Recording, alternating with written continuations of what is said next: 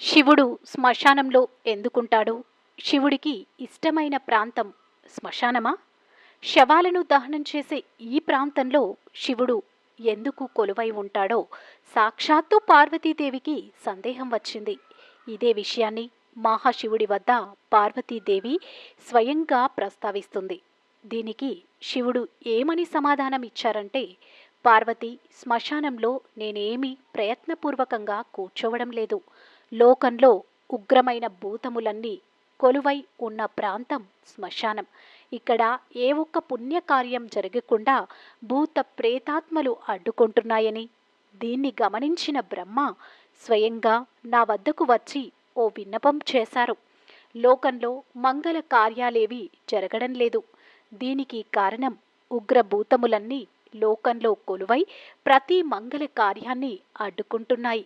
పైగా ఈ లోకంలో సంచరించే ప్రతి బిడ్డ మీ బిడ్డలే కదా.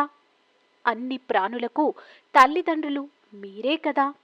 మీ పిల్లలు చేసే తప్పప్పులను సరిదిద్దుతూ వారిని అదుపు ఆజ్ఞలో ఉంచేందుకు శ్మశానంలోనే కొలువై ఉండాలని ప్రార్థించాడు. అందువల్లే నేను శ్మశానంలో కొలువై ఉన్నాను అని చెప్పాడు.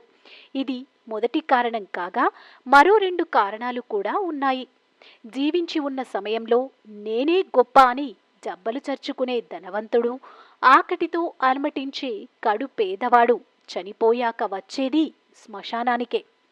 అంటే ఇక్కడ ప్రతి ఒక్కరూ సమానమే.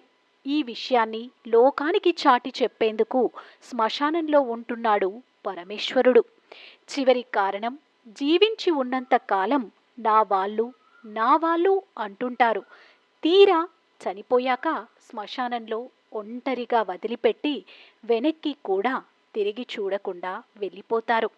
అలా శ్మశానంలో వదిలి వెళ్ళిన వారికి తోడుగా నేనున్నాను అని చెప్పేందుకు అక్కడ నివసిస్తున్నట్టు పార్వతికి శివుడు చెబుతాడు. అసలు ఈ లోకమే ఓ శ్మశానం. చనిపోయేవాడు శ్మశానంలోకి వచ్చి చనిపోతున్నాడా? లేదు కదా. గృహాల్లో, ఆస్పత్రుల్లో, రోడ్లపై, పార్కుల్లో ఇలా ఎక్కడ పడితే అక్కడ చనిపోతున్నారు. అంటే ఈ లోకమంతా ఓ శ్మశానమే. ఇలా చనిపోయిన ప్రాణులన్నీ ఈ బ్రహ్మాండంలో కలిసిపోయే ప్రాంతం శ్మశానం. ఈ ప్రాంతంలో నేను నివసిస్తున్నాను కాబట్టే శ్మశానం అన్నారు.